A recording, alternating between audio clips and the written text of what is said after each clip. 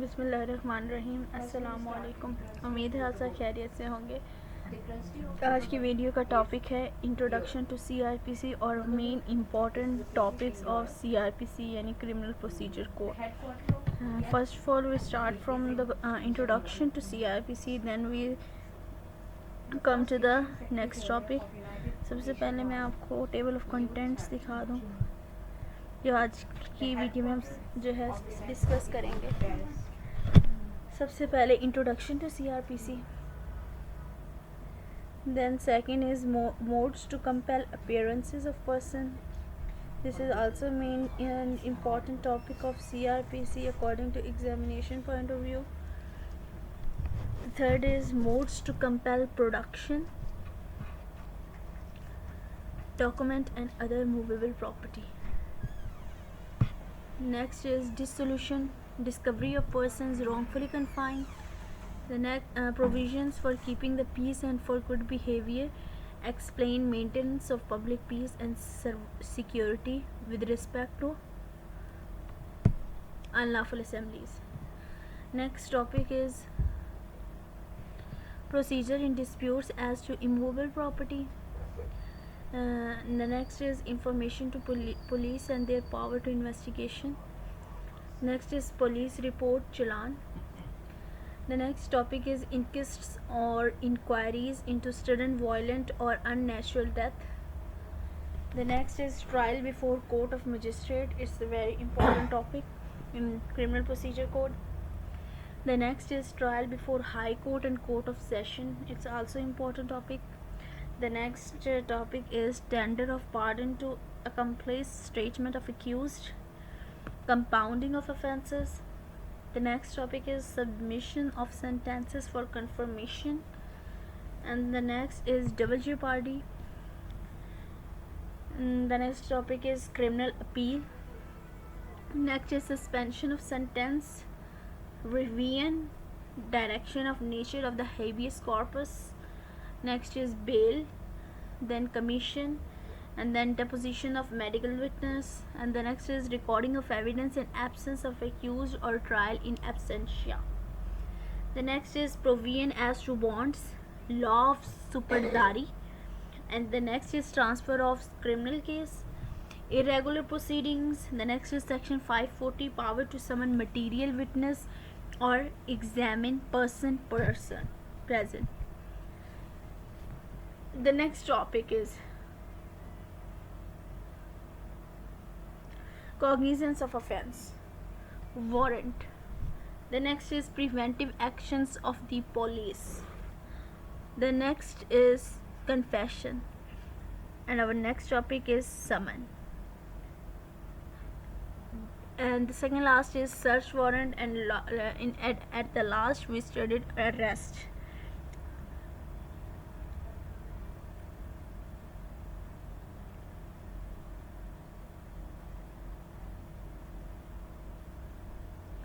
So start from introduction to CRPC, then we next cover all the topics that I already discussed before. So introduction to CRPC. The Code of Criminal Procedure, commonly called Criminal Procedure Code, is the main legislation on procedure for administration of substantive criminal law in Pakistan. It provides the machinery for the investigation of crimes, apprehension of suspected criminals, collection of evidence, determination of guilt or innocence of the accused person, and the determination of punishment of the guilty. It also deals with public nuisance. इसको थोड़ा हम zoom कर लेते हैं.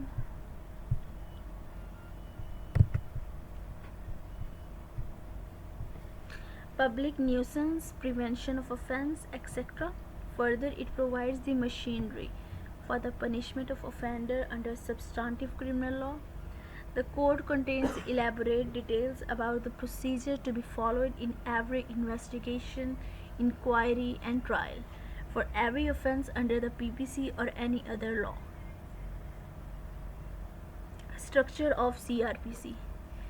CRPC is divided into 9 parts, 46 chapters, 565 sections, and 5 schedules. So this is the division of the criminal procedure code.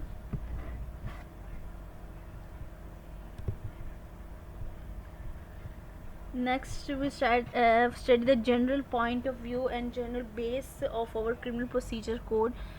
When any offense is committed and information has been received to police, cognizable पे क्या होगा और non cognizable पे क्या condition आएगी.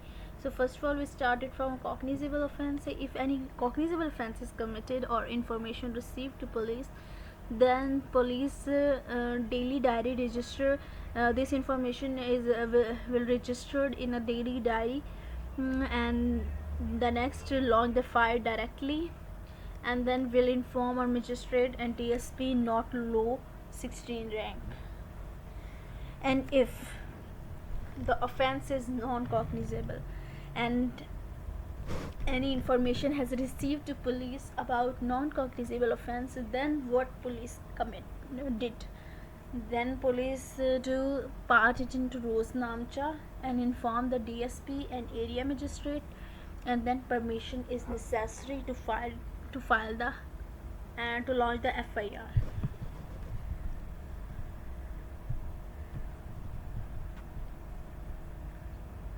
Next हमारा ये topic है क्रिमिनल प्रोसीजर, जिसका title state plus complaint versus accuse, यानी अब स्टेट और कंप्लेनेंट जो मुस्तगीस होगा उसने एक्यूज के जो मुलजिम के ख़िलाफ़ जो भी उसने जो दावा दायर करना है उसका क्या प्रोसीजर है. ये एक एरो फॉर्म में मैंने नोट्स तैयार किए हैं, तो इस फॉर्म में हम पढ़ेंगे इसे.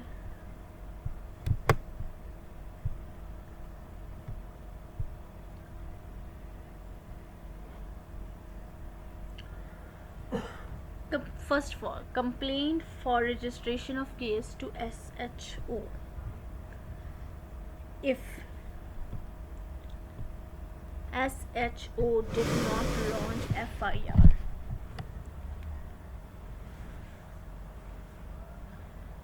then petition 22A22 भी, जैसे हम 22A22B की petition भी कहते हैं, of CRPC in the court of additional district and session judge. Next step is judge shall call for the comments about the incident from police. And next is petition accepted or rejected. Next step is if petition accepted, then if petition accepted, then an application orders of the court will be given to PS. FIR shall be launched.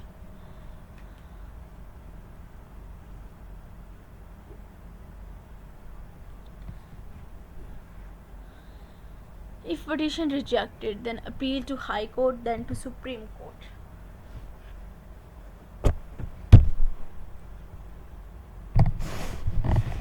Petition rejected formal, then private complaint shall be filed.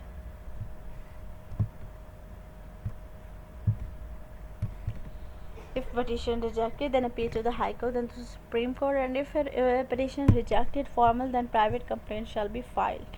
यानी तब उसके बाद इस्तगासा जो है वो file कर दिया जाएगा. नेक्स्ट स्टेप्स क्या होंगे?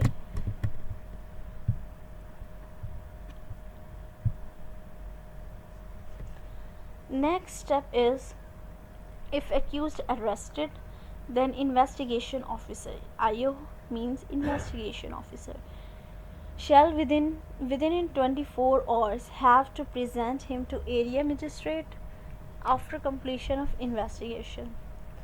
Then if police detain accused but do not arrest him, then petition under section 491 CRPC shall be filed in the court of additional district and session judge, and decision shall be made on the said petition on same day or on a very next day. If inquiry have not been completed or further inquiry questions from accused is desired, then magistrate may give remand of maximum of 14 days to police in general. Next step is after completion of inquiry, the magistrate will send accused to central jail, judicial remand. Accused will be presented to magistrate after every 14 days. Next is counsel of accused will file post-arrest bail to concerned court. In general, 2 days notice shall be given to the complainant and investigation officer. Arguments by both parties, bail accepted or rejected, and then if you accepted or if it rejected, then what condition be presumed. Within 14 days, the police shall submit challan, complete investigation plus report under section 73 CRPC, जिसे हम चालान भी बुलाते हैं, to prosecution department before submission of challan to court. The prosecutor shall send back to the challan if any objection, and the investigation officer shall send back the challan. After removal of objection, then it shall be submitted to court. In challan, the police give suggestions about the conviction, innocence of accused. Then next is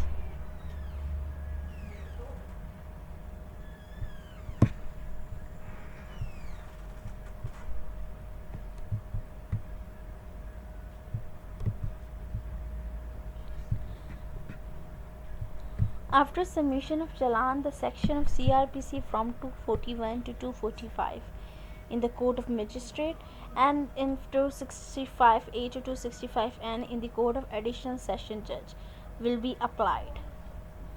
The complainant within 7 days shall give to the accused the statements of 161 and 164 and documents for free, then framing of charge.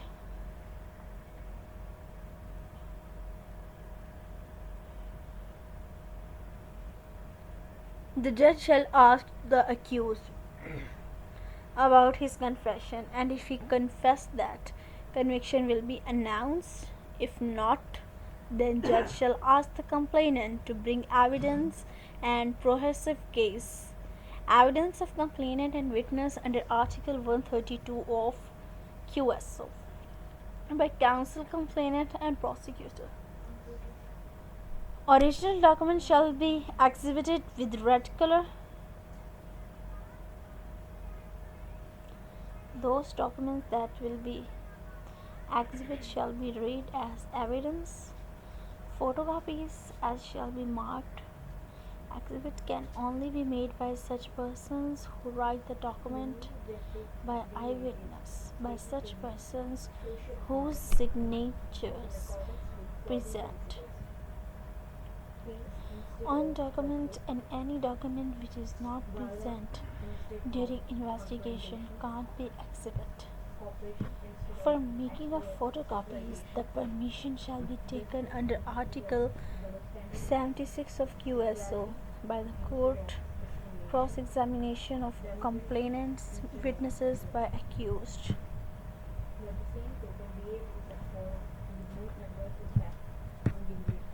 Then, the procedure of cross-examination is that the statement of examination in chief is not to be repeated.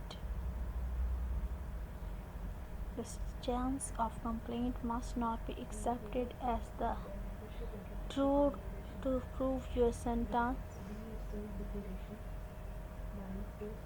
by the mouth of witnesses. No direct question should be asked about the incident. If there is contradiction of medical and ocular account, it must be bring on record. Try to bring the dents in the story of prosecution Only relevant questions can be asked in cross-examinations.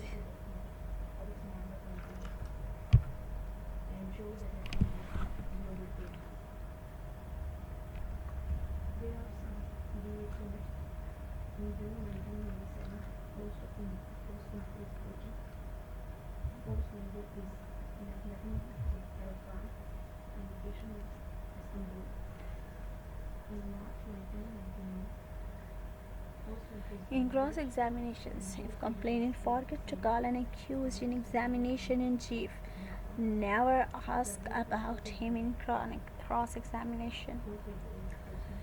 He will be acquitted. Never ask such questions from which the dates of the examination can be removed. If nothing from examination is asked in cross, it shall be considered as proved. That is why the concept suggestion is drawn out. After cross-examination, the court asks questions from accused under section 342 of CRPC, like why the FIR was launched against you and why witnesses deposed against you. The answers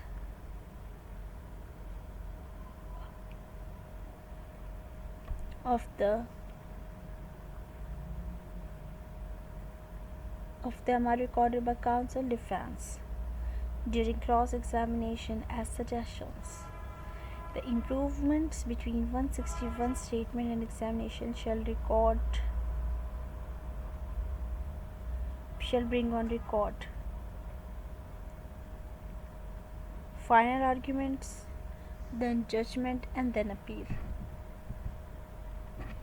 So ये था हमारा first topic and then हम start करेंगे अपना second topic, most to compel appearances of person. First of all, there are three modes of to compel appearance of person.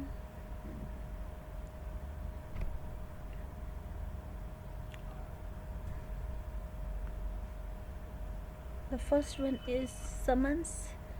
The second one is warrant. The third one is attachment.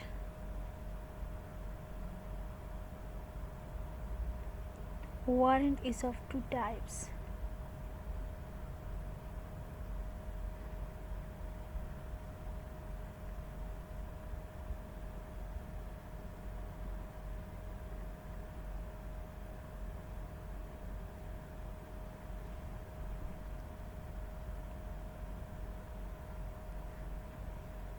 Arrest warrant and search warrant. Power to take bond for appearances. Section 91 authorizes the officer or court to take bond for appearances of a person. Where any person for whose appearance or arrest the officer presiding in any court is empowered to issue a summons or warrant is present in such court, such officer may require such persons to execute a bond with or without sureties for his appearances in such court. Arrest by breach of bond for appearances. Section 92 authorizes the officer or a court to arrest the person when any person who is bound by any bond taken under this code to appear before a court does not so appear. The officer presiding in such a court may issue a warrant directing that such person be arrested and produced before him. Provisions of this chapter generally applicable to summons and warrant of arrest. The provisions contained in this chapter relating to summons and warrant and their issue, service and execution shall so far as may be apply to every summons and every warrant of arrest issued under this code. Sending of summons for service outside Pakistan. Section 93A states the power of sending summons for service outside Pakistan. Where a court in Pakistan decides that a summons issued by it to an accused person served at any place outside Pakistan within the local limits of the jurisdiction of a court established or continued by the authority of the central government in exercise of foreign jurisdiction.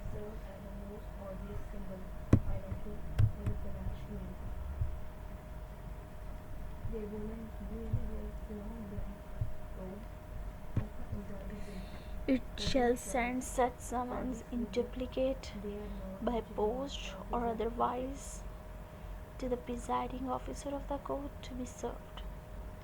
Sending a warrant for execution outside Pakistan. Section 93D deals with that condition. It states that about sending a warrant for execution outside Pakistan. Notwithstanding anything contained in Section 82, where a court in Pakistan desires that a warrant issued by it for the arrest of an accused person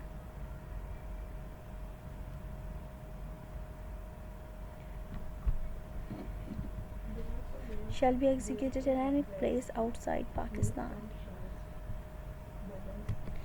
within the local limits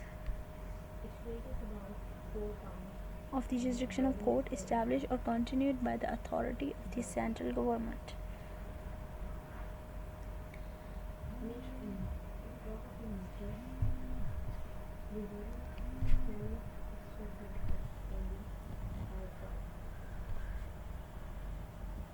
That a warrant issued by it for the arrest of an accused person shall be executed in any place outside the Pakistan within the local limits of the jurisdiction of a court established or continued by the authority of the central government in exercise of its foreign jurisdiction. It may send such warrant in duplicates by post or otherwise to the presiding officer of the court to be executed. Service and execution in Pakistan of process received from outside Pakistan. Section 93C states that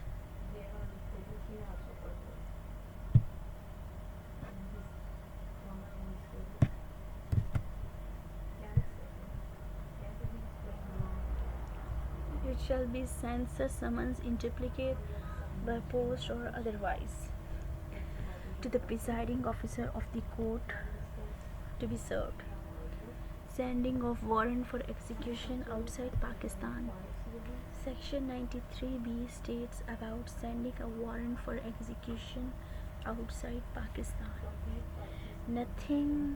Notwithstanding anything contained in Section 82, where a court in Pakistan desires that a warrant issued by it for the arrest of an accused person shall be executed at any place outside the Pakistan within the local limits of the jurisdiction of a court established or continued by the authority of central government in exercise of its foreign jurisdiction. It may send such warrant in duplicate by post or otherwise to the presiding officer of the court to be executed.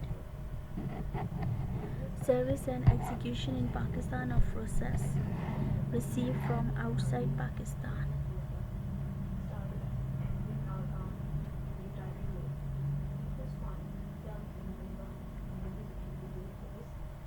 If summons or warrant for the arrest of an accused person issued by a court established or continued by the authority of central government in exercise of its foreign jurisdiction outside Pakistan, it shall cause same to be served or executed as if it was summons or warrant received by it from a court in Pakistan for service or execution within the local limits of the jurisdiction. Then the next our topic is modes to compel production of document and other movable property. Summons as to produce document or other things.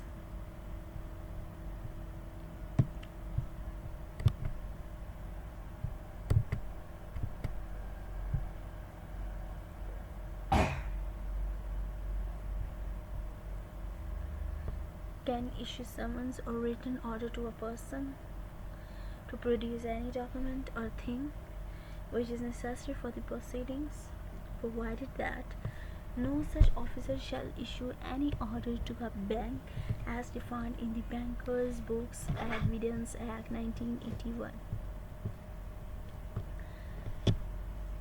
Producer as to letters and telegrams.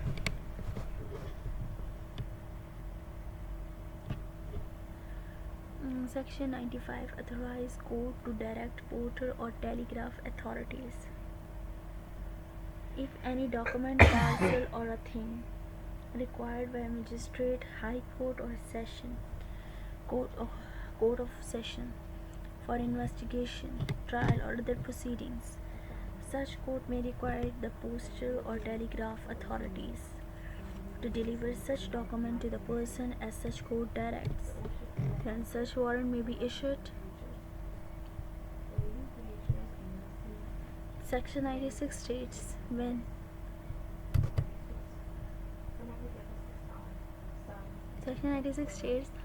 such warrant may be issued where court has reasons to believe that under Section 94 and 95 requisition has been addressed, such document not produced or will not be produced under whom possession such document, and such document is necessary for producing,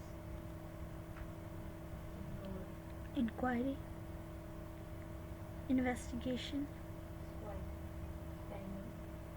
trial. Power of restrict warrant.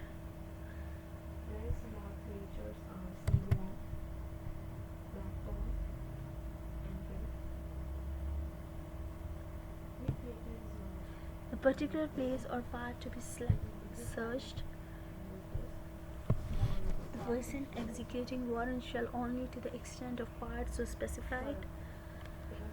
Search of house suspected to contain stolen property, forged document, etc. under Section 98. Magistrate of first class after information has reasons to believe with, while magistrate of first class after inquiry has reasons to believe. Place is used for stolen property. Sale and manufacture of forged document. Counterfeit.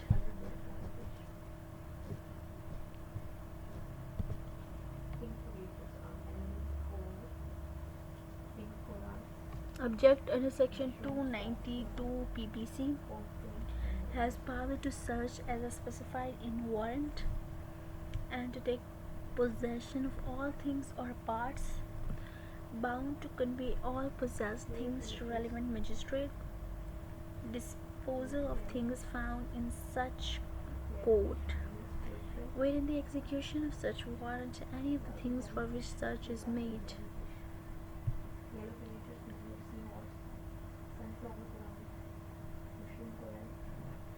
So the next topic is discovery of person wrongfully confined.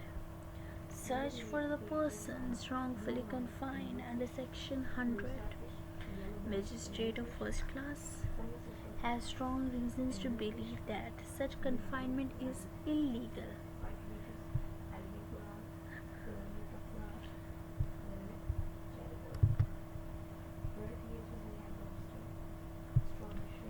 May issue search warrant with prescribed manner.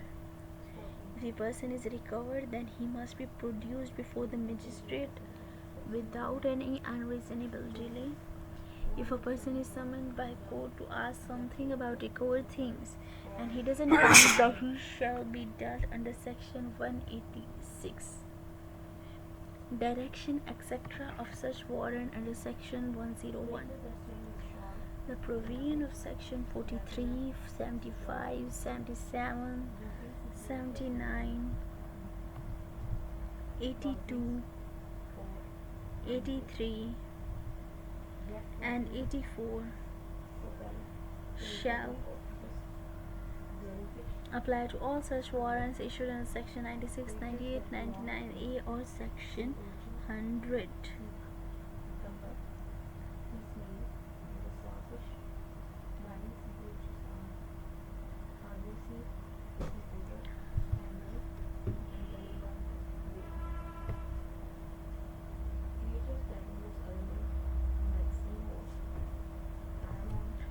Persons in charge of closed place to allow search under section 102. When any place liable to search or inspection under this chapter is closed, any person residing in or being in charge of such person, such allow him free ingress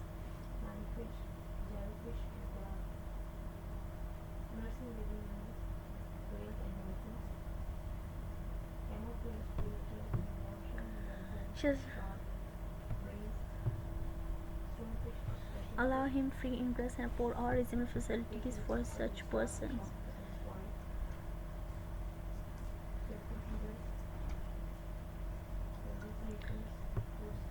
If ingress is not so obtained, then section 48 shall be applied. So the next is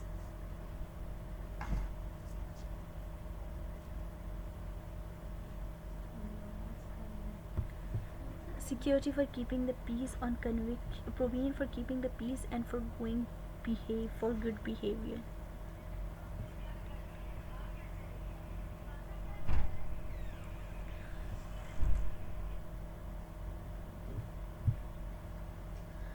So security for keeping the peace on conviction under section 106.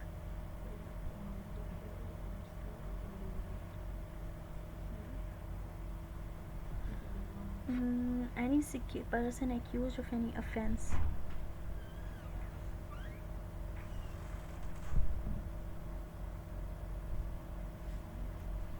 punished under section 8 of PPC. Under section 8 of PPC involving a breach of peace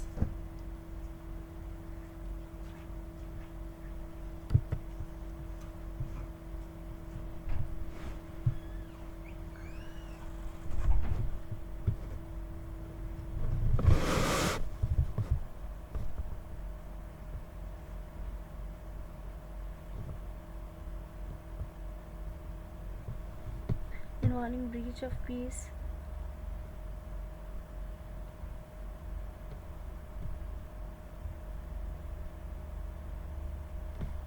abatement, criminal intimidation,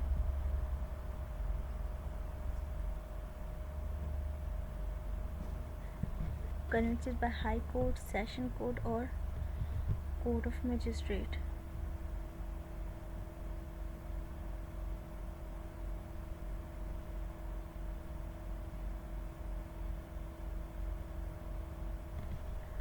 Security for keeping the peace in other cases under section 107.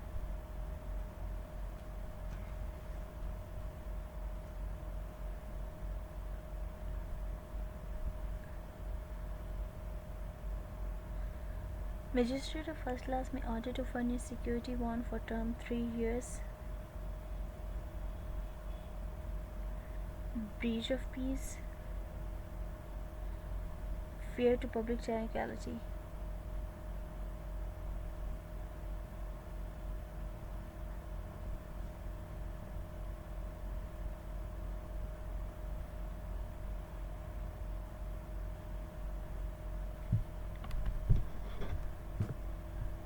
Is wrongful act. Security for good behavior from persons disseminating seditious matters under section 108.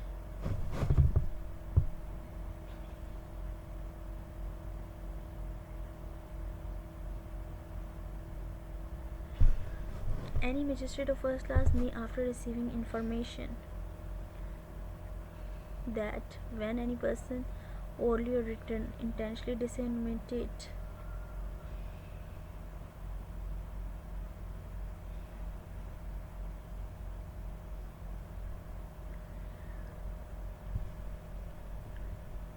attempts to disseminate any seditious under section 135A PPC, intimidate and defamation regarding matter of judge.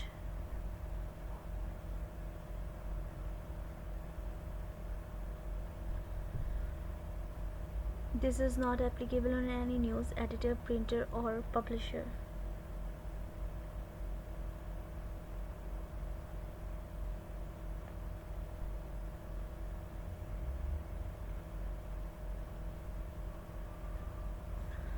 Security for good behavior from habitual offender under section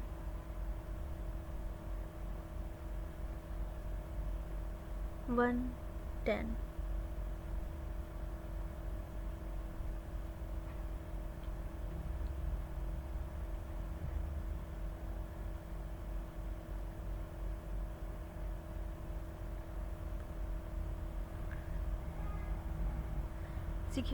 Habitual robber receives the stolen property, harbor, abduct and extortion. Order to meet under section 112.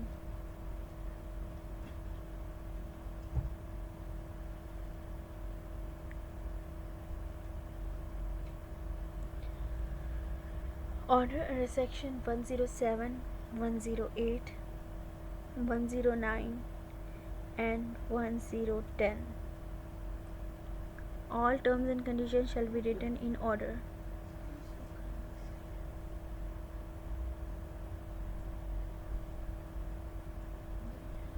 Then, if the person is present in the court, the order shall be read over to him, and if he is so desires, then also it can explain to him.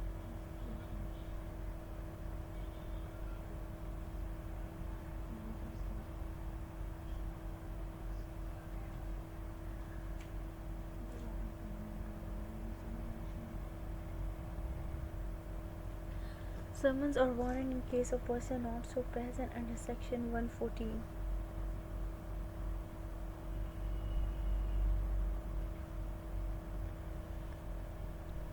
If the person is not present in the court, then the court shall issue summons requiring him to appear when such person is in custody.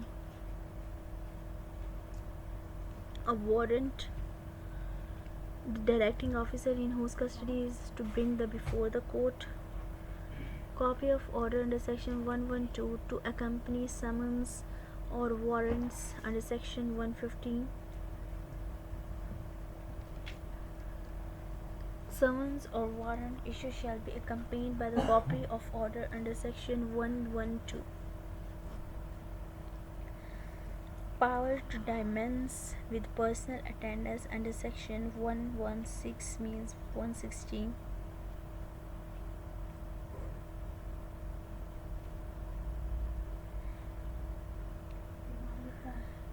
Magistrate may, if he sees sufficient cause,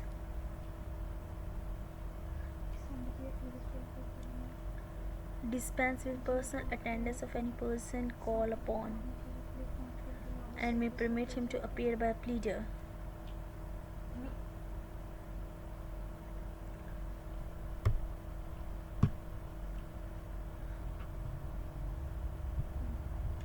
Inquiry as truth of information under section 117. When the person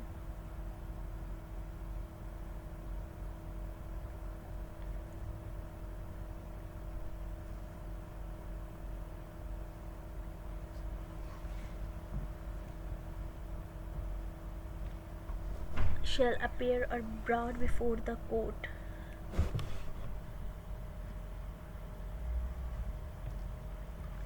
to whom such or warrant is issued, magistrate shall proceed to inquire into the truth of information.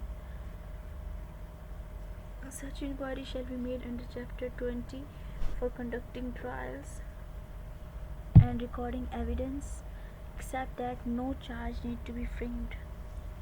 If inquiry is not completed and there is fear of breach of peace, magistrate may direct to execute a bond and may detain him until the bond is executed and in default until the inquiry is concluded. So our next topic is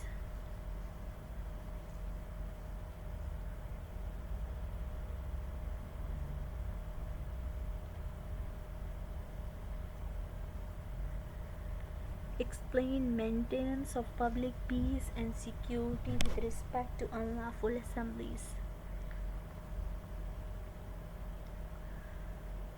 Assembly to dispense on command of magistrate or police officer under section 127.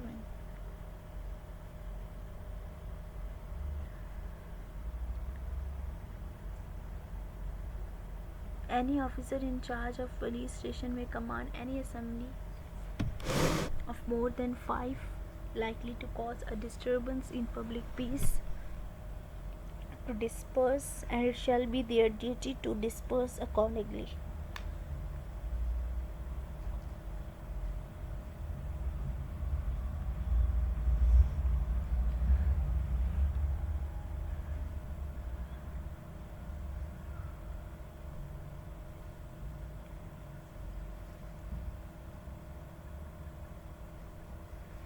Use of civil force to disperse under section 128.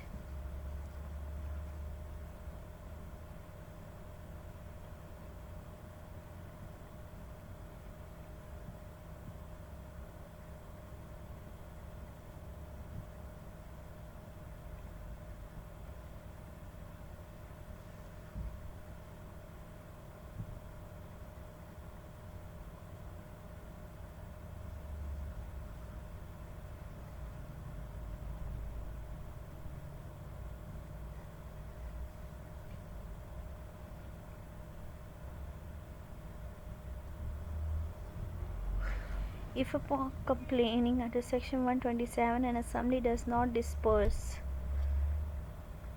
any officer in charge of police station may produce to disperse such assembly by force and may request assistance of any male person not being an officer.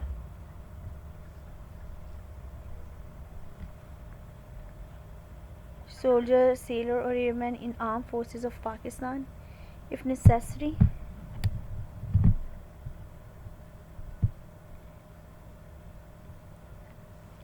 They may arrest and confine members of such assemblies and they may be punished according to law. Use of military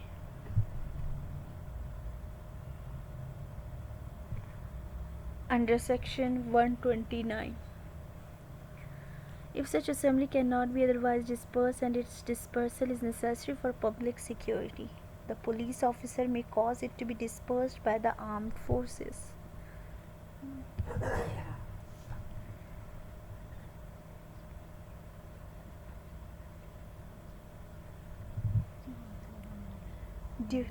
Duty of officers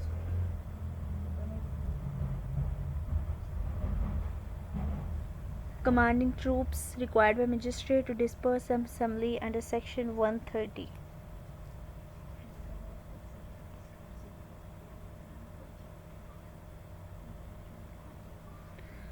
He can arrest or detain the members of assembly and also can punish them according to law.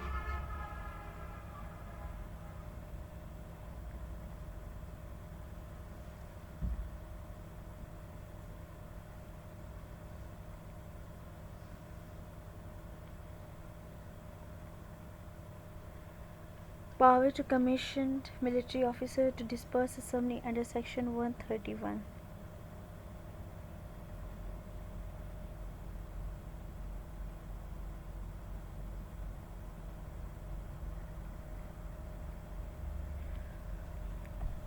If the assembly is causing breach of peace, the officer may arrest or detain them or punish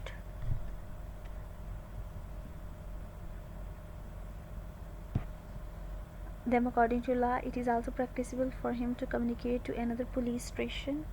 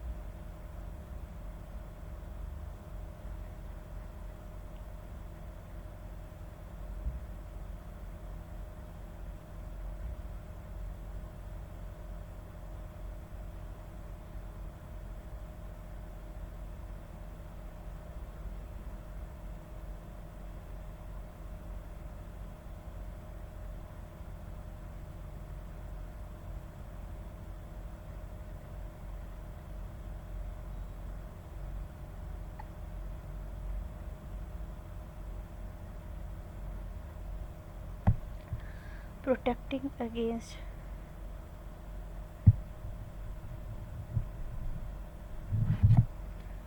prosecution for acts under this chapter 132.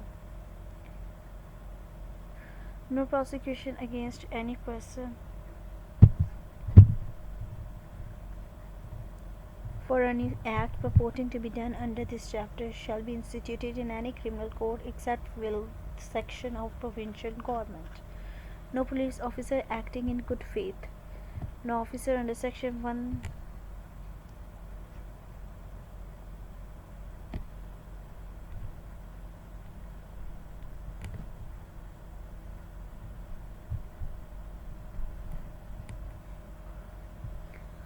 officer acting under section 129 130. No inferior, no soldier, no airman.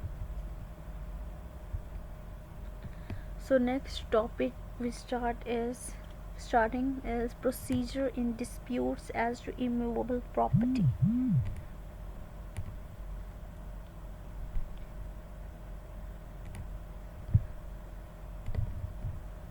Section 145. Dispute regarding immovable property. The first one is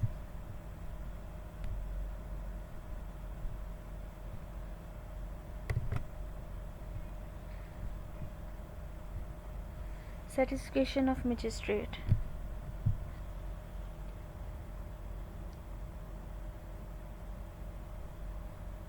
From police report or other information.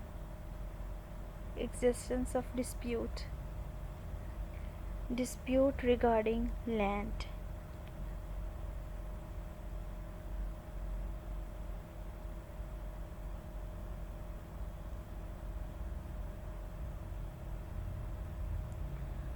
Dispute regarding land likely to cause breach of peace within local limits of his jurisdiction. Magistrate makes an order in writing stating reasons of his satisfaction.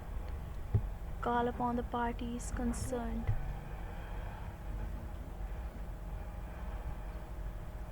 within fixed time to furnish these statements.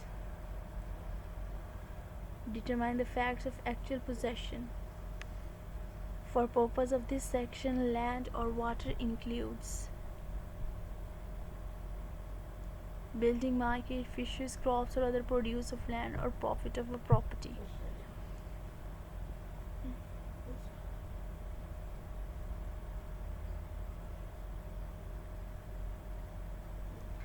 A copy of order shall be served in a manner provided for service of a summons, and at least one copy shall be published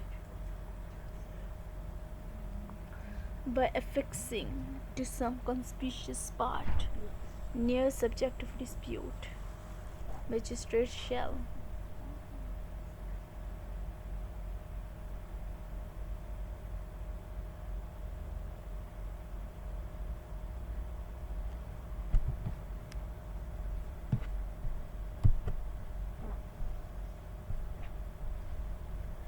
Here the parties receive all evidence, may take further evidence, order extend to possession, provided that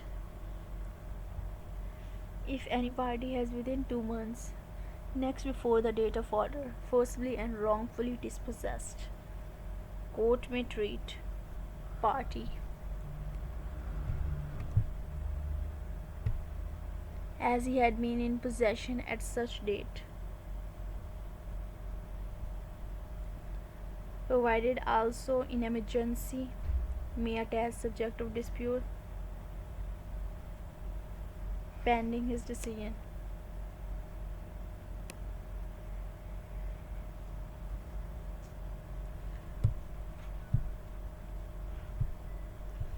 Magistrate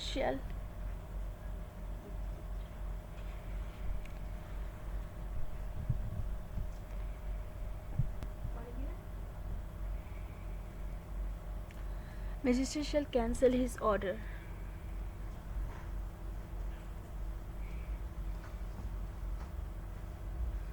when any party has or should be treated as being in possession. Also, magistrate may restore possession to the property to party when any party dies.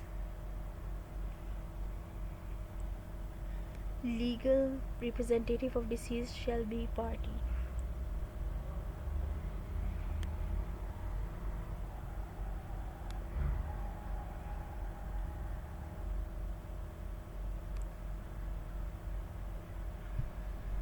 If subject of dispute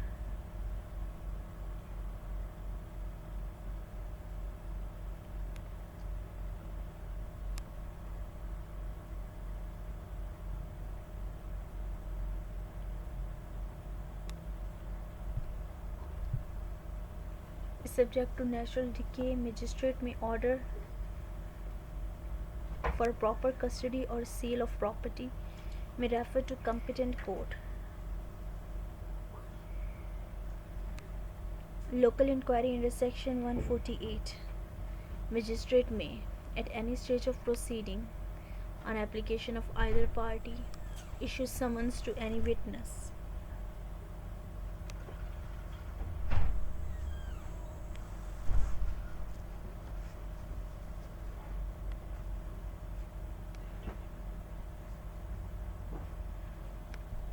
Issue a summons to any witness, directing him to attend or to produce document. Nothing before here shall be deemed to be in derogation of power under section 107. Section 145 gives the power of civil court to the magistrate. It is also stated under section 8 of Illegal Disposition Act.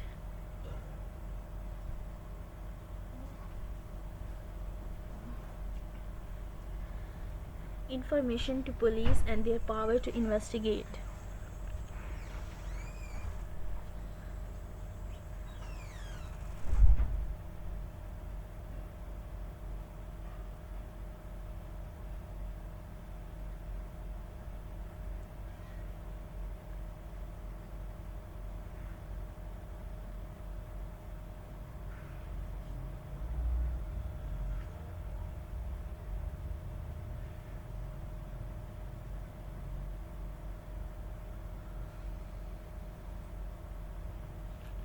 Information to police and their power to investigate.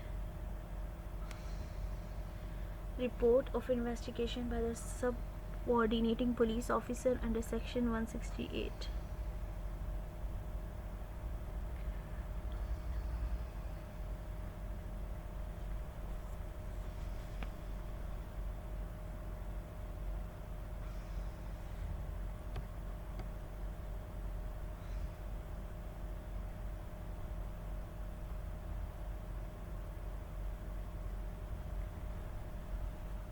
Report of investigation by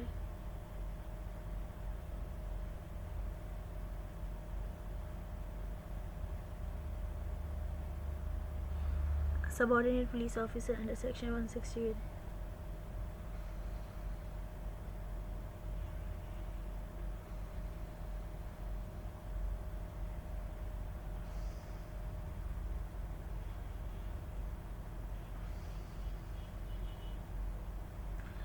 Any subordinate police officer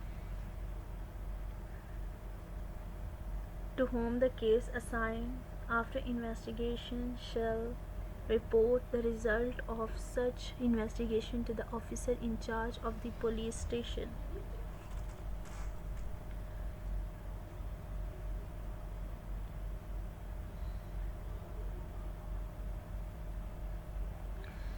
Such reports are not public documents, and consequently an accused person is not entitled before trial to have copies of such reports.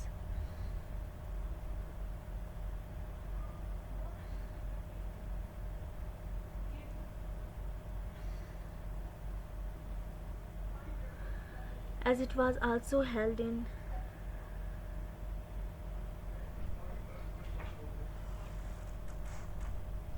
PLJ 2019 Peshawar 166 that reports submitted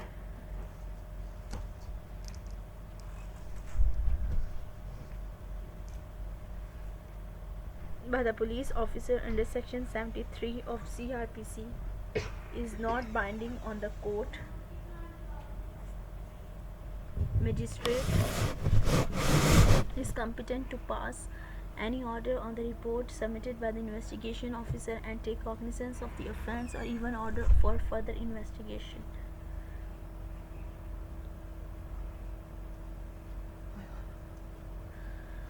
Release of accused when evidence is deficient under section 169.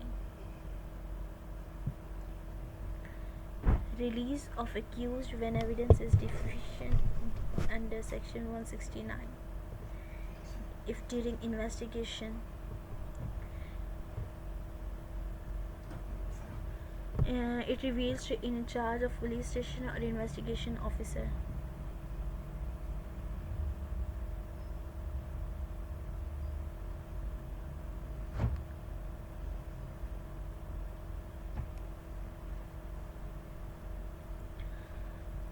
that there is no sufficient ground or evidence to charge accused,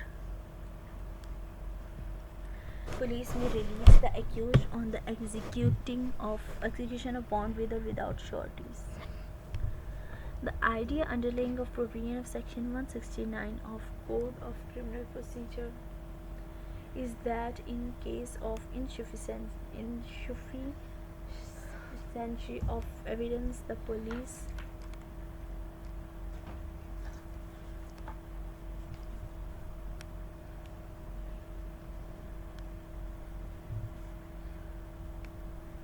station house officer or the investigating officer is empowered to release a person for the time being and a bail bond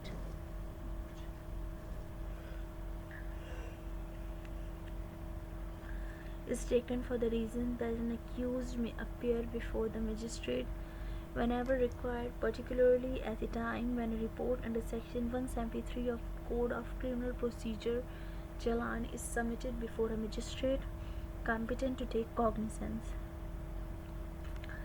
Section 169 postulates, assumes, suppose, presume that during the course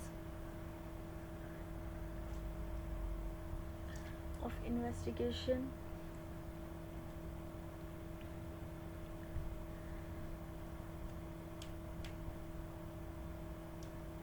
if it transpires, happens, taken place, rise to in the in charge of police station that evidence collected was deficient, the in charge police officer could release the accused.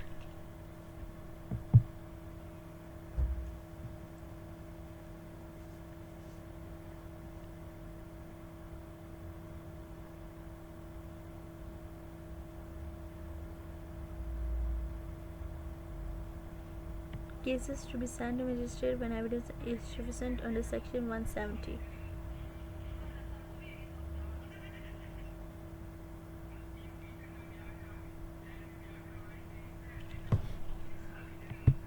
Then next is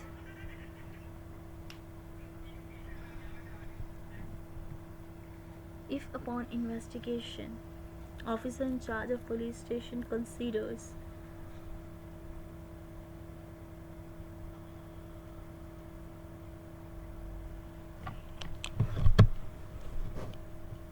there is sufficient evidence or reasonable ground, such officer shall forward the accused under custody to a magistrate empowered to take cognizance.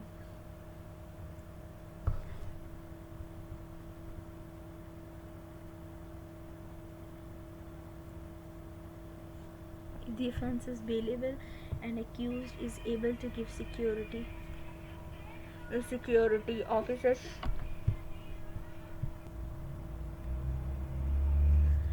shall take security from him for his appearance before such magistrate.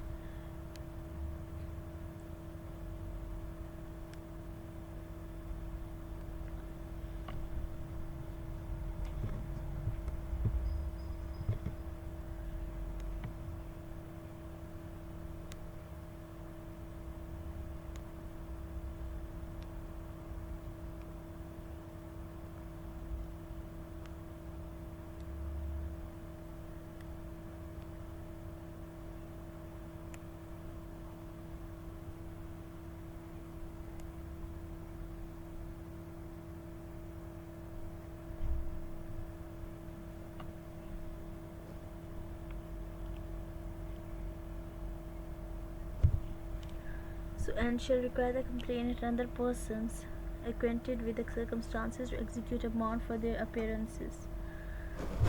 The officer in whose presence the bond is executed shall deliver a copy to the one of the person who executed it, and then shall send to magistrate the original with his report.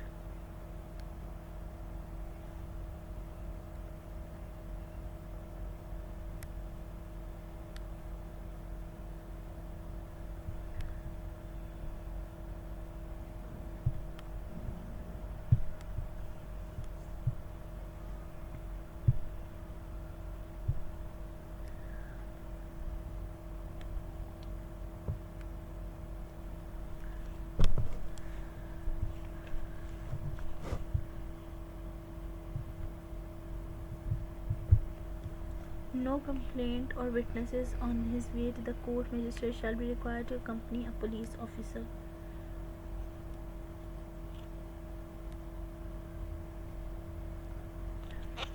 Or shall be subjected to unnecessary restraint or inconvenience, or required to give any security for his appearance other than his own bond.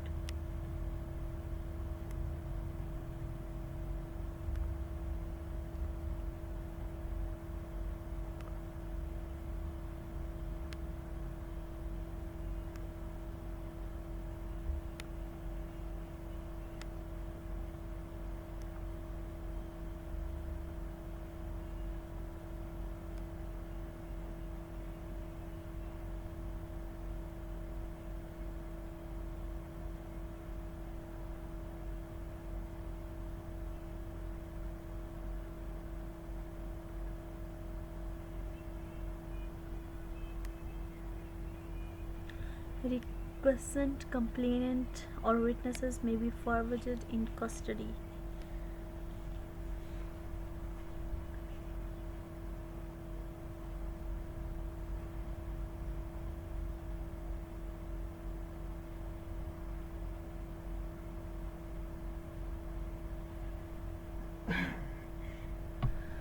Provided that if any complainant or witness refuse to attend or to execute a bond as directed in section 170.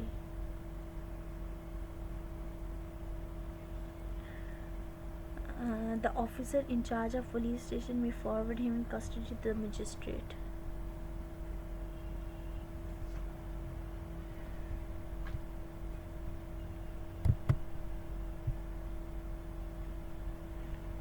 Who may detain him in custody?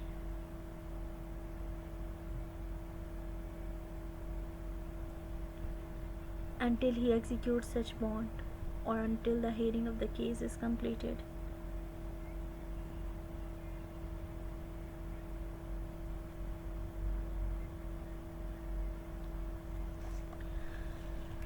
Direct proceeding is investigating under section 172.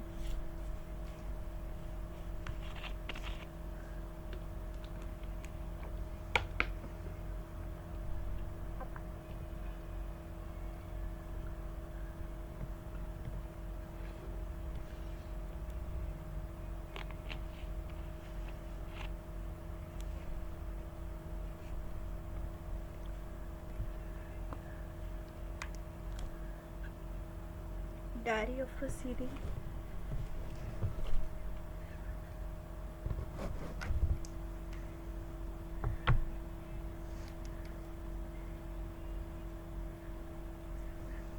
Diary of proceeding is investigation under section 172. Every police officer making investigation shall day by day enter his proceeding in investigation in a diary setting forth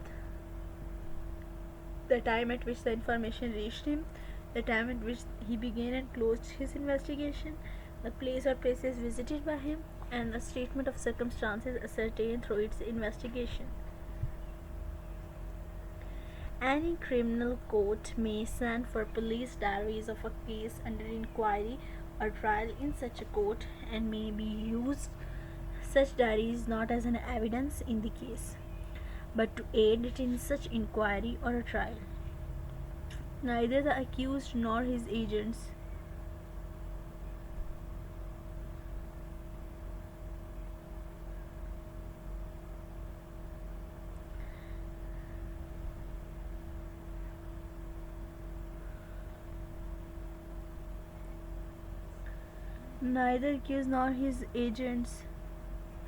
shall be entitled to call for such diaries, nor shall he or they be entitled to see them merely because they are referred to by the court.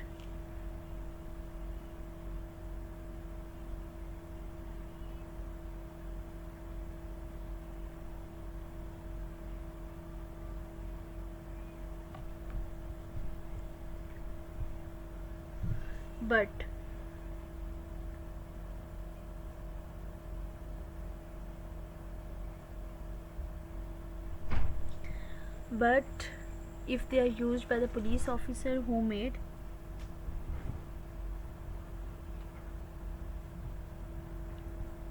them to refresh his memory, or if the court used them for the purpose of contradicting such police officer, the Provision of Evidence Act 1872, Section 161 or 144(5) as the case may be shall apply. Object of maintaining diary. The object of recording case diaries under this law is to enable courts to check the method of investigation by the police. Diary kept under this section cannot be used evidence of any date, fact, of statements contained therein, but it can also be used for the purpose of assisting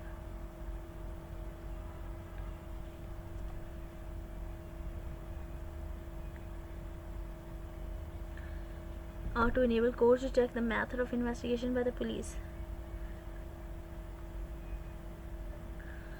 Diary kept under this section cannot be used evidence of any date, fact, of statements contained therein, but it can be used for the purpose of assisting the court in the inquiry or trial by enabling it to discover means for further litigation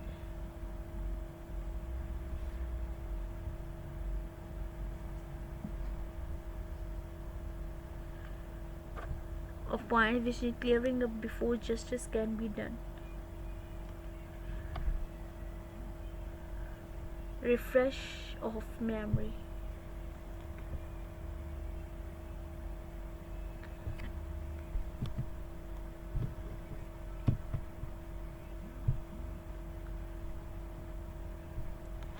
Object of section 172.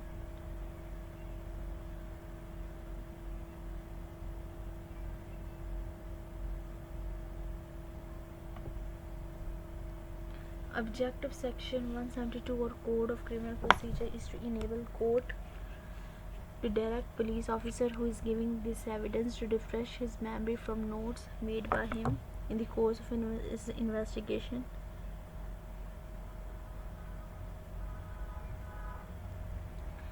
To refresh his memory from notes made by him in the course of his investigation of case, or to question him as to the contradiction which may appear between statements so recorded and an evidence he was giving in a court.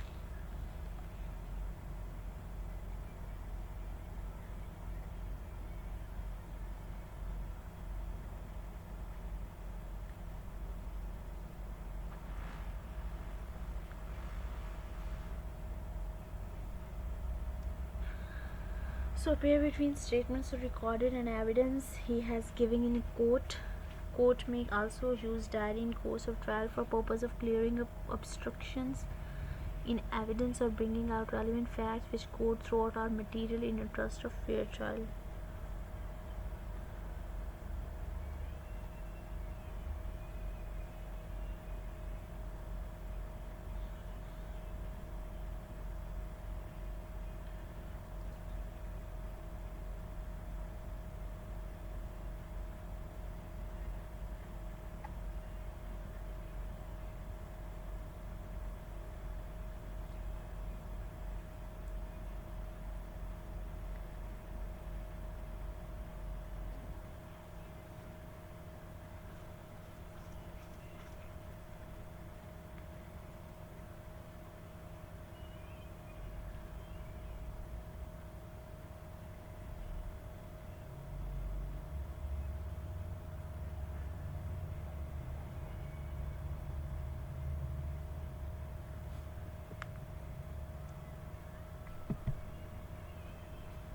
So our next topic is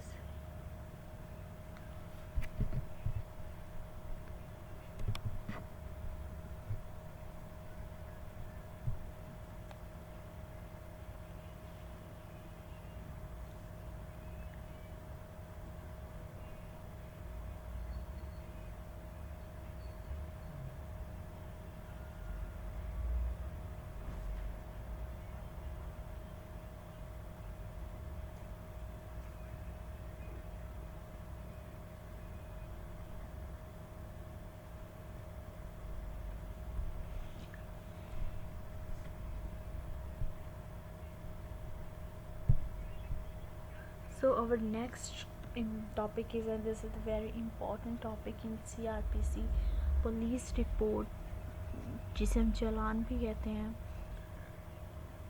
Report of police officer is stated under section 173.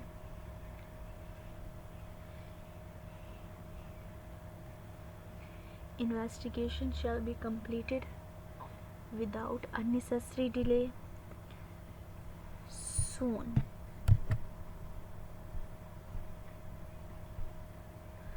Soon as it is completed, as such through public prosecutor to magistrate, as prescribed by provincial government, forward to magistrate, empowered to take cognizance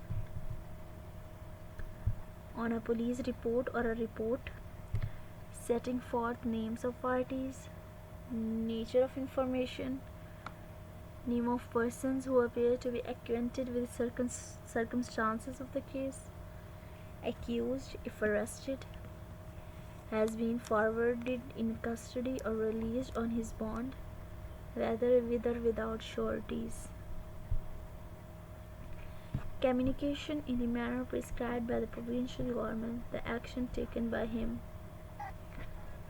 to the person whom information relating the commission of offence was first given, provided that when investigation is not completed within 14 days, officer in charge shall within 3 days of expiration of such period forward to magistrate through the public prosecutor, where a superior officer of police has been appointed under section 158, shall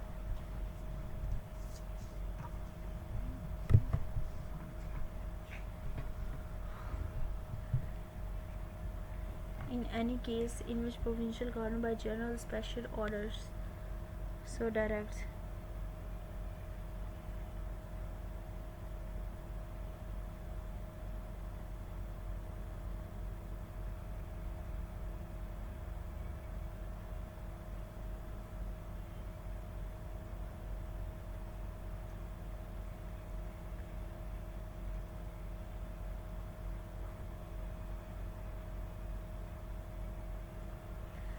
he may direct officer in charge of police station to make further investigation whenever it appears from a report forward under this section.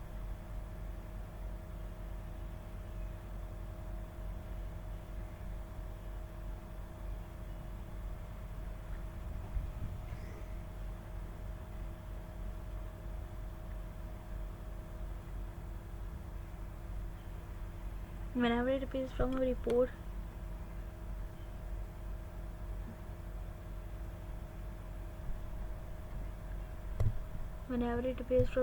forward under this section that accused has been released on his bond, magistrate shall make such order for discharge of such bond or otherwise as he thinks fit.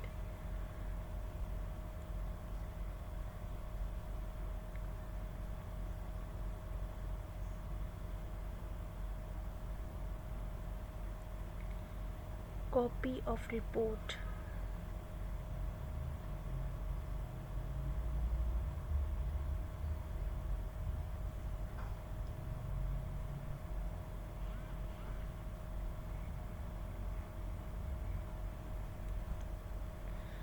On application before commencing of inquiry or trial, provided the same shall be paid for.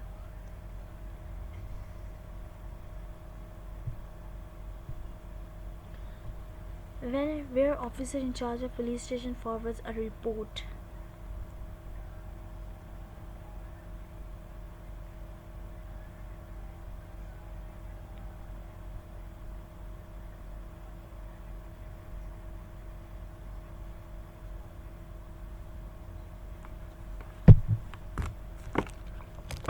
charge sheet. The next topic we studied is charge sheet.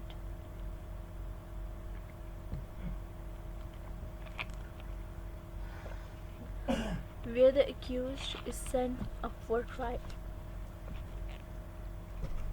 The form of the report sometimes is called the charge sheet. Therefore, charge sheet. The report sent when the accused is not sent off is called final report or referred charge sheet. The next one is interim report.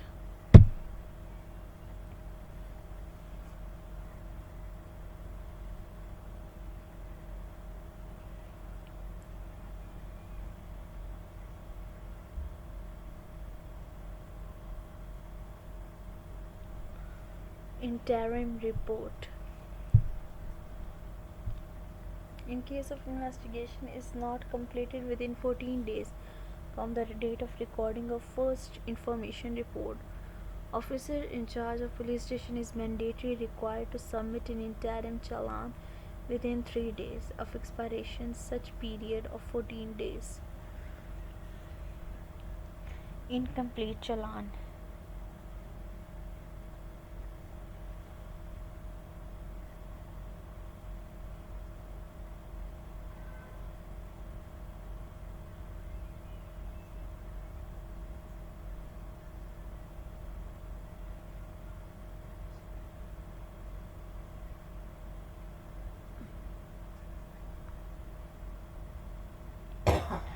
Incomplete challan.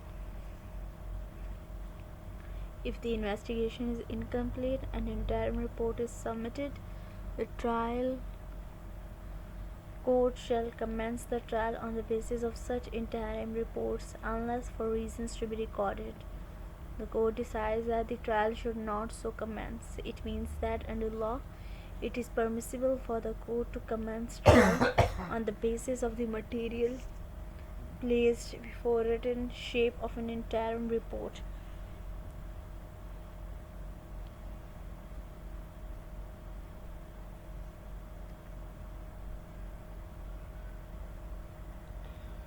Interim report, to keep the report pending till the submission of final report about the investigation.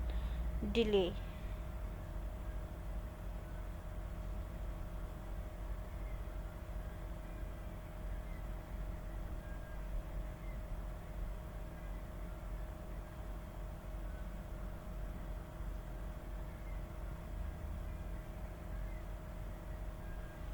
Delay.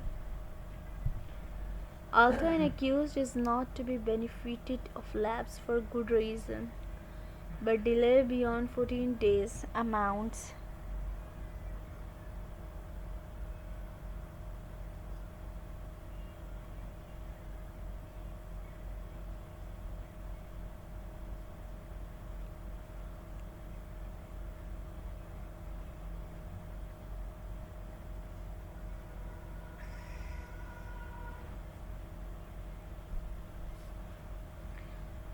and violation of Article 9 and 10 of the Constitution of Pakistan, entitling the accused to be released on bail.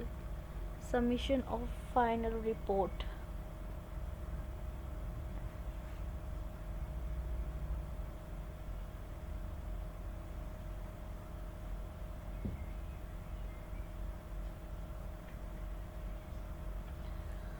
Submission of final report by the investigating officer is mandatory. It is only after submission of report under Section 173 that magistrate can order cancellation of a case or refuse to do so he thinks fit.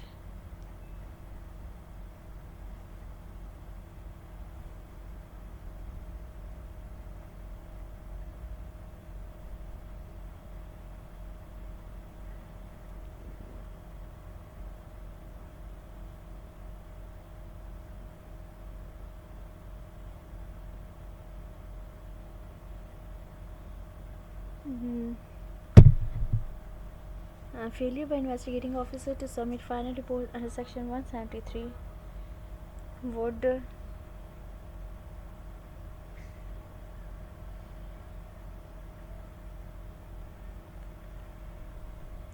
refuse to do so as think fits. Failure by investigation officer submit final reports under Section 173 would amount to misconduct liable to action under law.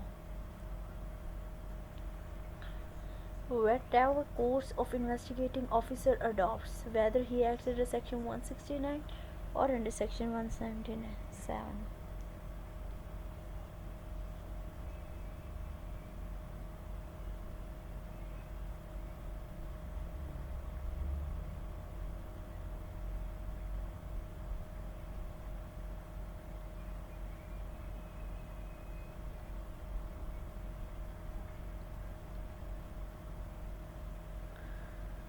Whether he acts under Section 169 or 170 of Criminal Procedure Code. It is incumbent upon responsible to perform duty him to submit a final report under Section 173 of Code of Criminal Procedure with regard to result of his investigation to a competent magistrate. So this topic is end. The next topic is inquests or inquiries into sudden, violent or unnatural death.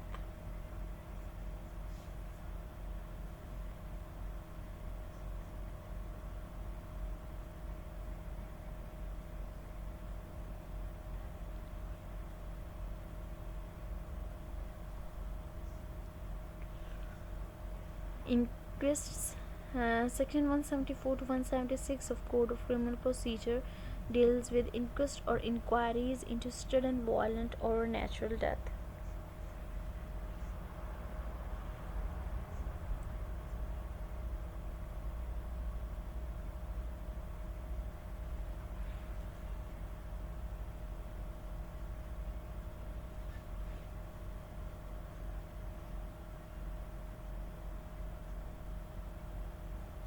Police to inquire on suicide, it is in Section 174.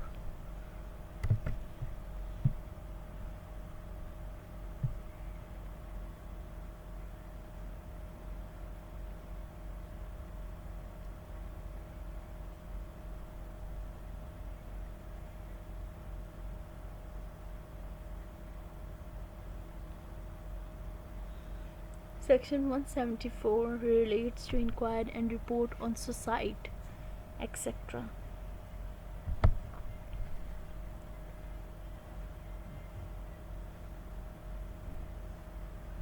In such case, the officer in charge of the police station or some other police officer, especially empowered by the provisional government,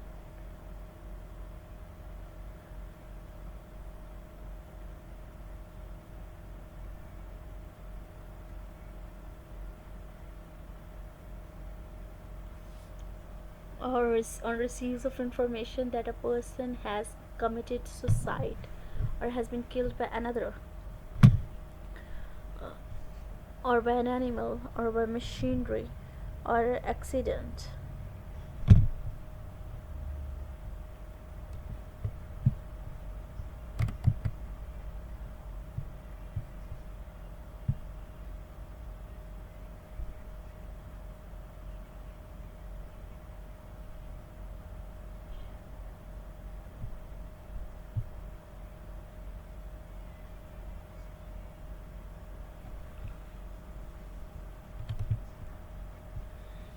has died under circumstances raising a reasonable suspicion that some other person has committed an offense.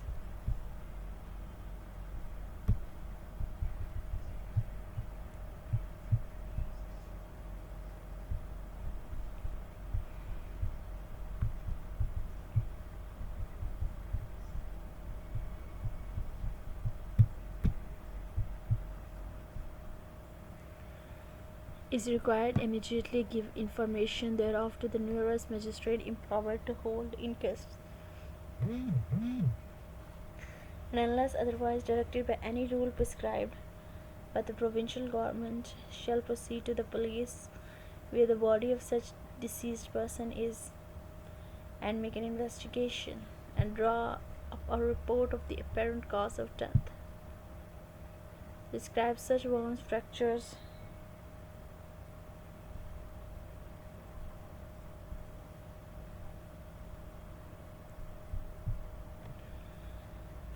brushes, and other marks of injury as he may found to the body.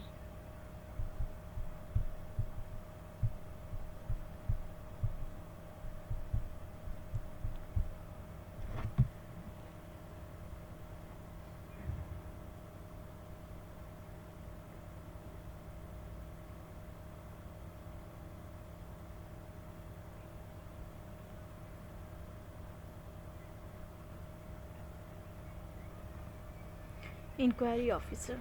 Only a magistrate of first class is empowered to hold such inquest. Judicial inquiry, examination, investigation, research.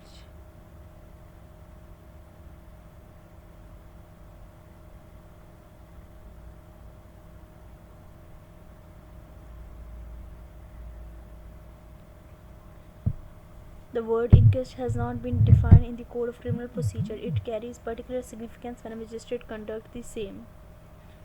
Object of inquest report.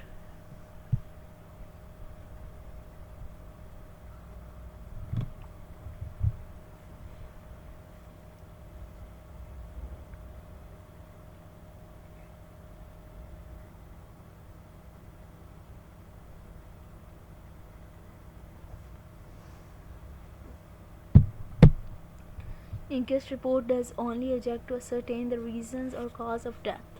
This is the type of inquiry. This section does not empower anybody to inquire about the alleged person who has killed the persons. Inquest is a merely inquiry to find the cause of death.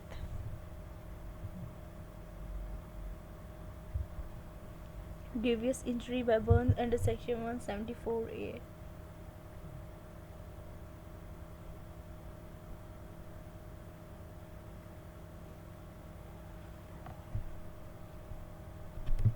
Grievous injury by burns under section 174A, where a person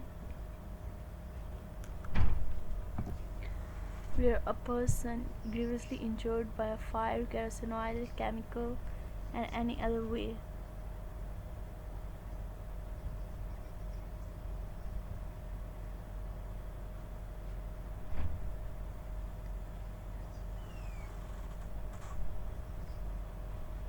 Medical officer shall call police. Police officer shall inform the magistrate having cognizance.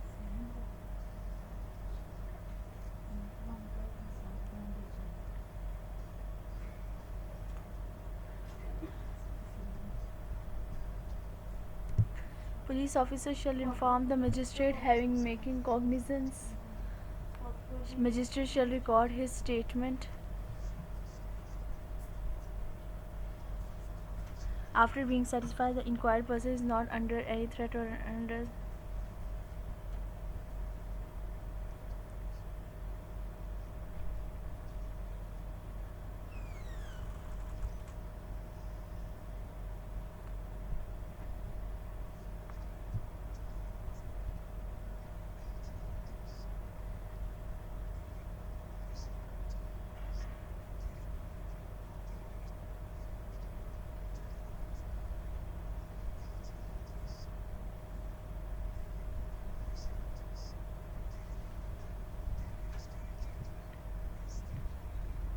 fire, kerosene oil, chemical, and in the way medical officers shall call police.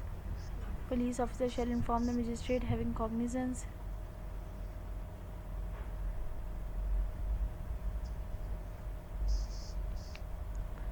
Magistrate shall record his statement after being satisfied an injured person is not under any threat or duress.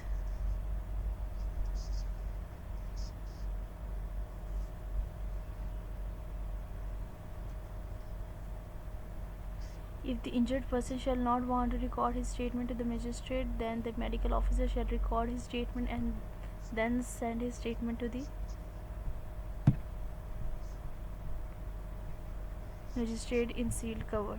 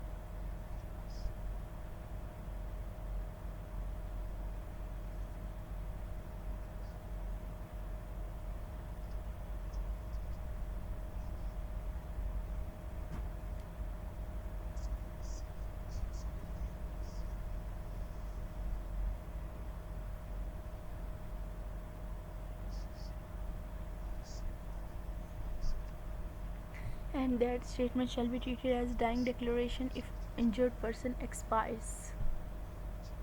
Power to summon person, section 175.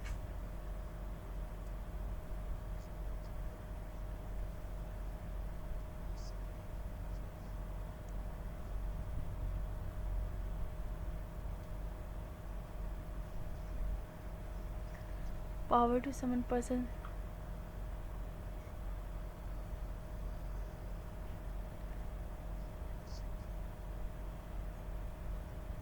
This section empowers the police officers authorized to hold inquiry under section 174 to summons the two or more witnesses to ascertain the causes of death.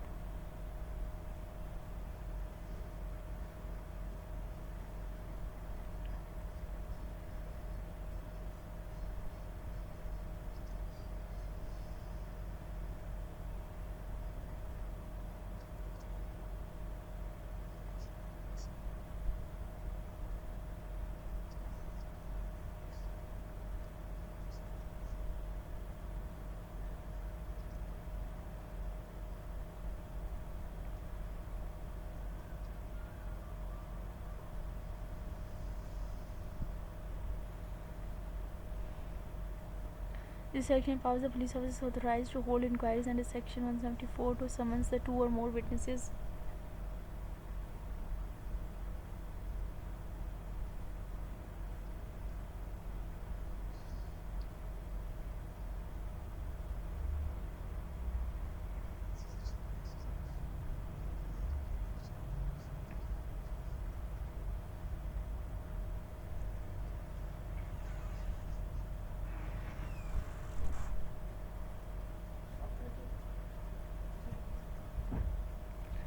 The person so called should be acquainted the person died or the circumstances in which the death is caused. They are required to answer all the questions put to them. They are not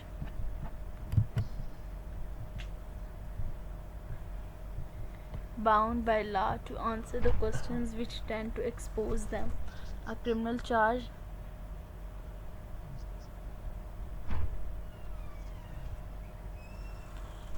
or to penalty or forfeiture.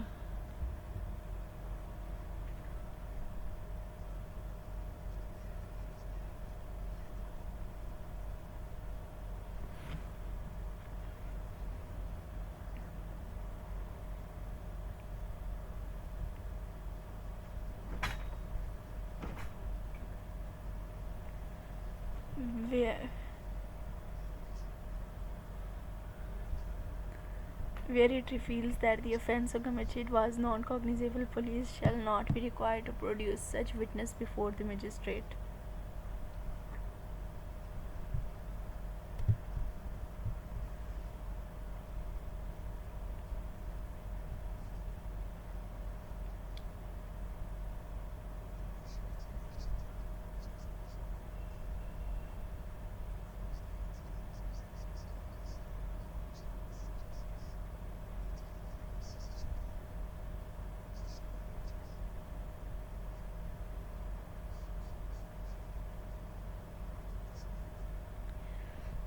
where it reveals that the offence or committed was non-cognizable police officer and shall not be required to produce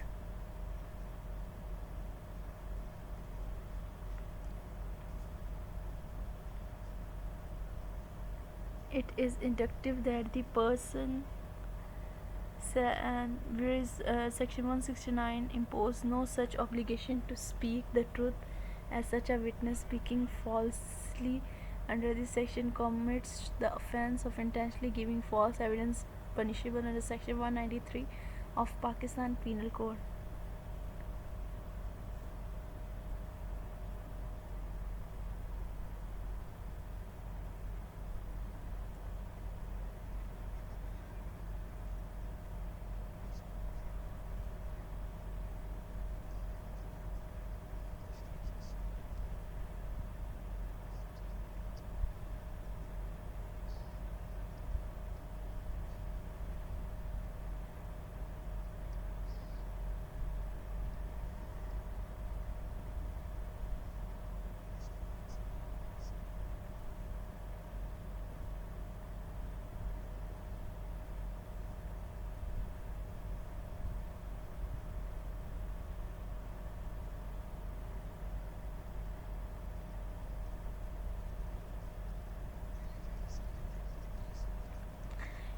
It is indicative that person examined at an inquest is bound to answer truly all questions other than expected.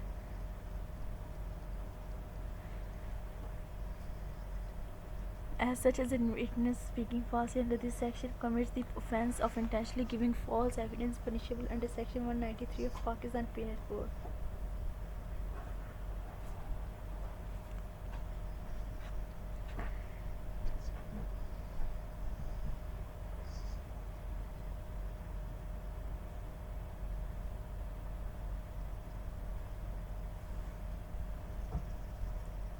If a person is taken into custody, then he is bound to be dealt with strictly according to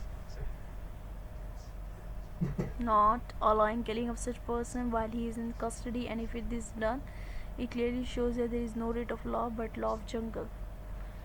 Exhumption of dead body. Magistrate may order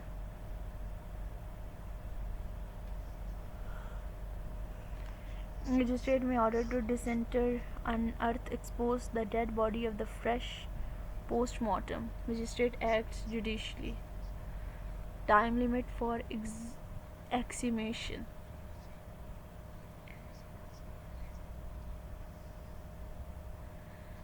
The time limit for exhumption. District magistrate is empowered to order disinter dead body for holding inquiry.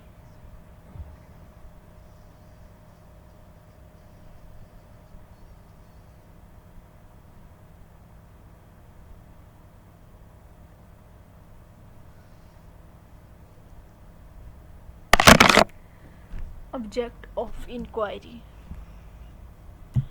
Object of inquiry under section 176 Code of Criminal Procedure is to check the inquiry being held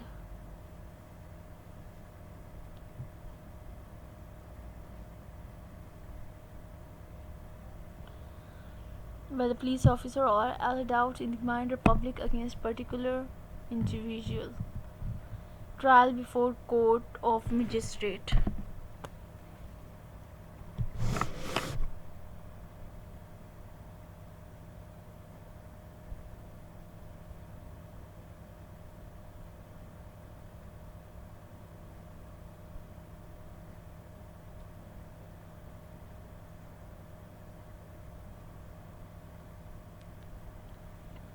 It's a very important topic we start. Trial before court of magistrate.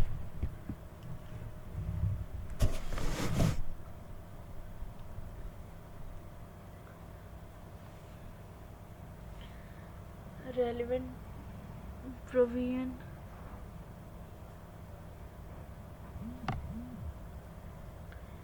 Section 241 to section 249A deals with the trial before magistrate.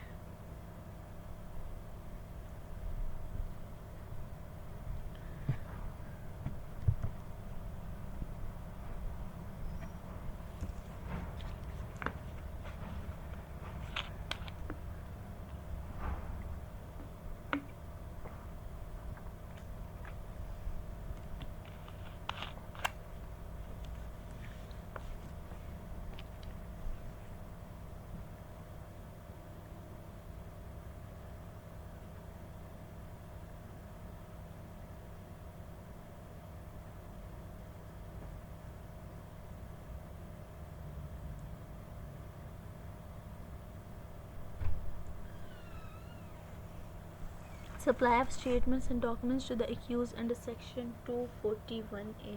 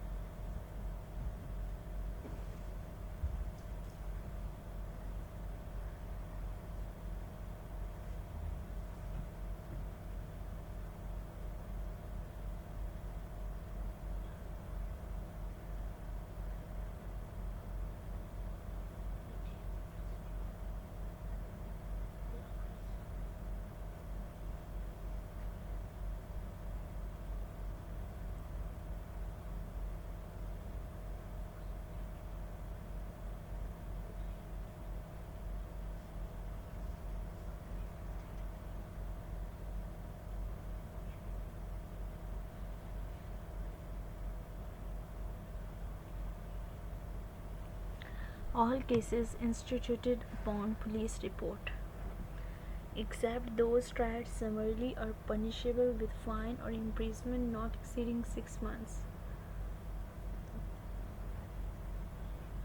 All cases instituted upon police report, supply of statements and documents the accused under Section 241A. So, except those tried summarily, are punishable with fine or imprisonment not exceeding 6 months. Copies of statement of all witness recorded under Section 161 and 164.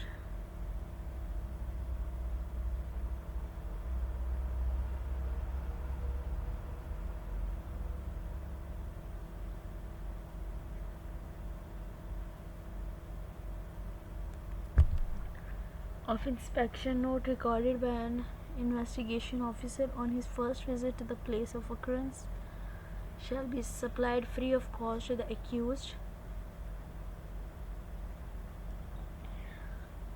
not less than 7 days before the commencement of the trial, provided that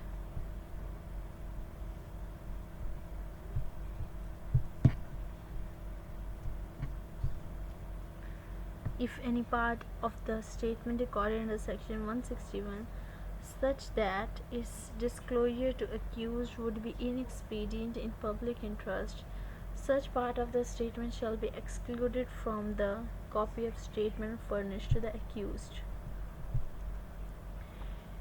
In all cases instituted upon a complaint in writing, the complaint shall a. state in petition of complaint the substance of accusation, the name of the witnesses, and the gist of evidence which is likely to adduce at the trial. Within 3 days of the order of the court under Section 204 for issue or process to the accused,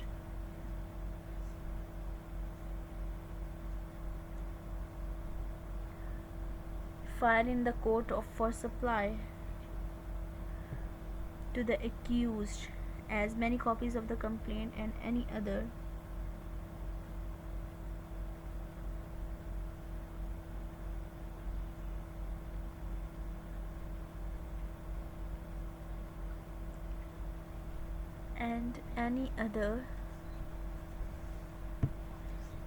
as many copies of complaint and any other document which he has filed with his complaint as the number of accused.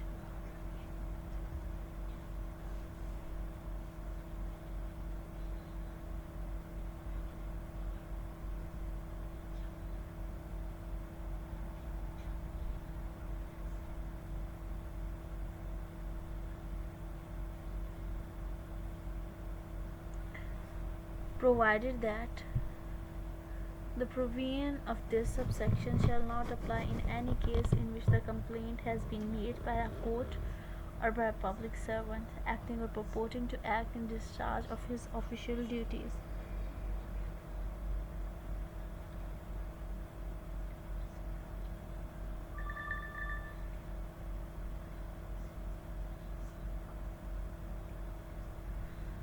(2002) PCRLJ 1929.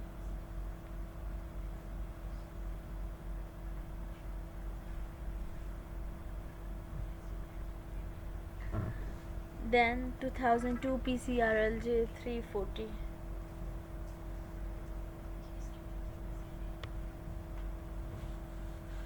Every person discharged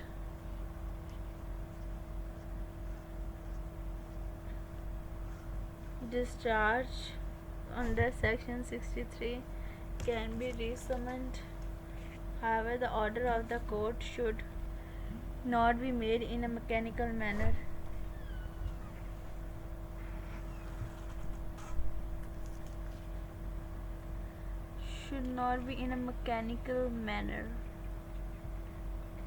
But after making reference to incriminating material available against him.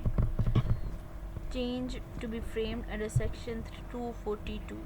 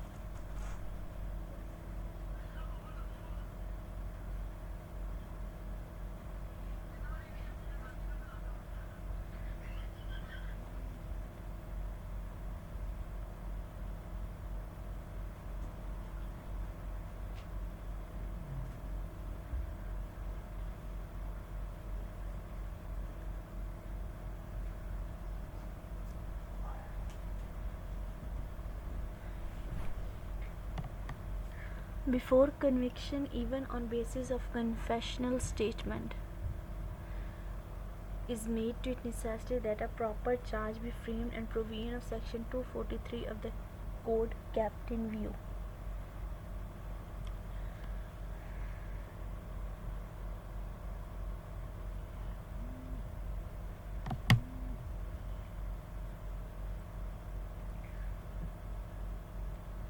Conviction on admission of truth of accusation under section 243.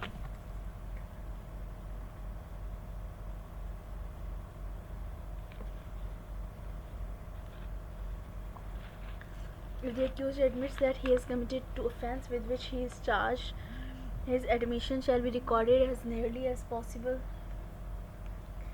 in the word used by him. If he shows no sufficient cause why he should not be convicted, the magistrate may convict him accordingly. PLJ 1998 Karachi, page number 38. Court is obliged to record admission and ask the accused as to why he should not be convicted. The next citation is 1997 PCRLJ, page number 1308. Magistrate duty bound to issue show cause even if the accused pleads guilty.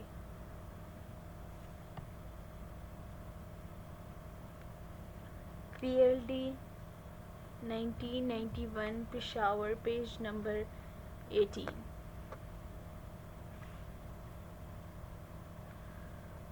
accused not be convicted on the sole admission of the truth of accusation, opportunity to show cause must be given.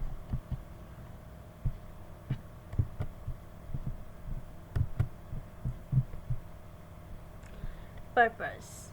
The purpose behind the obligation upon trial court to have issued separate show cause notice to the accused in terms of section 243 calling upon to show cause is to why he should not be convicted for offence charged against him.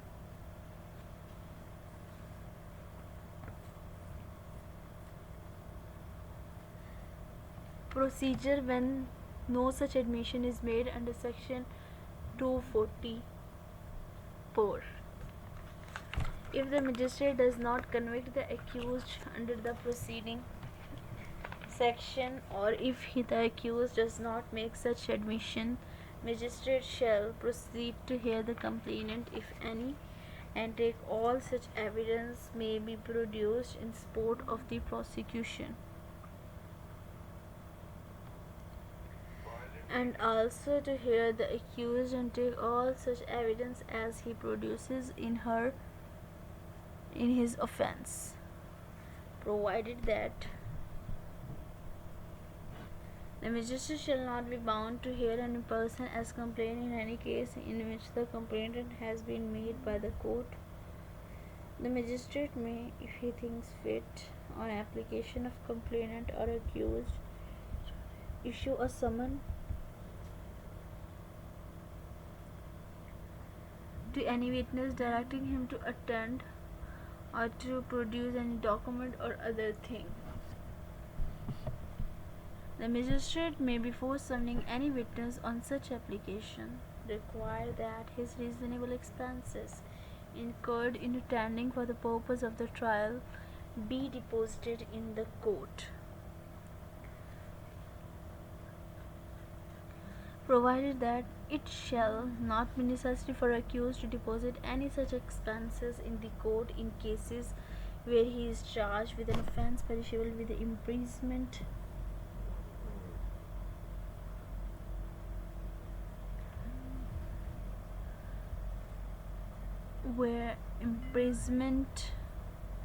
case with charge and offence punishable with imprisonment exceeding 6 months.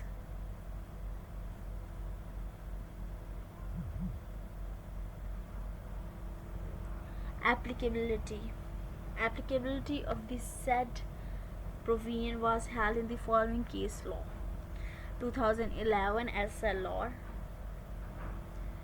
SHAJK1. Said provision makes it obligatory on the court to summon the witnesses on the application of the complainant or accused, as the case may be, the refusal on the part of the trial contrarious or denial of justice.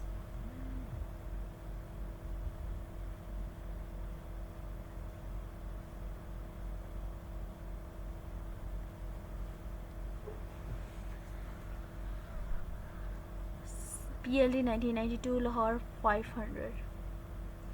Section 244(2) casts an obligation on magistrate to issue summons to any witness on application unless vexatious or opposed to ends of justice.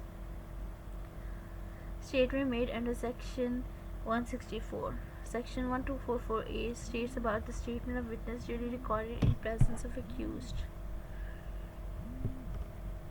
The statement of a witness duly recorded under Section 164.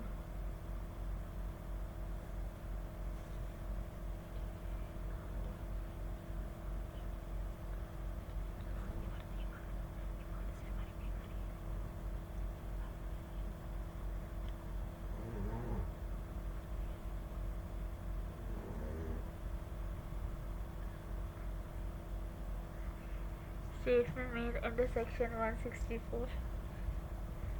Section 244A states about statements of witness duly recorded in presence of accused. The statement of a witness duly recorded in Section 164, if it is amazed in the presence of the accused, and if he had notice of it and was given an opportunity of cross-examining the witness, means the discretion of the court if such witness is produced and examined be treated as an evidence in case of all purposes subject to the provision of the Evidence Act 1872. Acquittal, then sentence under section 245. Where the magistrate does not proceed in accordance with the provision of section 349, he shall, if he finds the accused guilty, pass sentence upon him according to law 2012 PCRLJ, page number 505.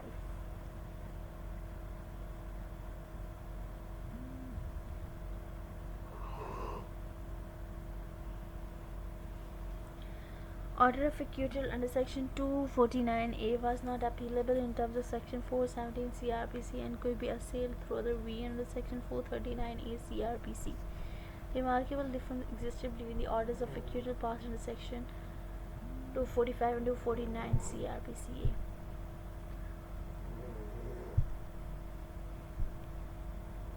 So, power to stop proceeding when no complaint under section 249. So this is our last topic, trial under magistrate. So ये जो है हम complete करते हैं.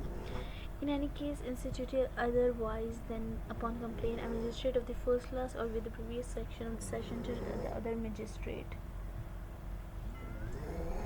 may, for reasons to be recalled by him, stop the proceedings at any stage without pronouncing any judgment either of acquittal or conviction, and may thereupon release the accused. 1998 PCRLJ 375.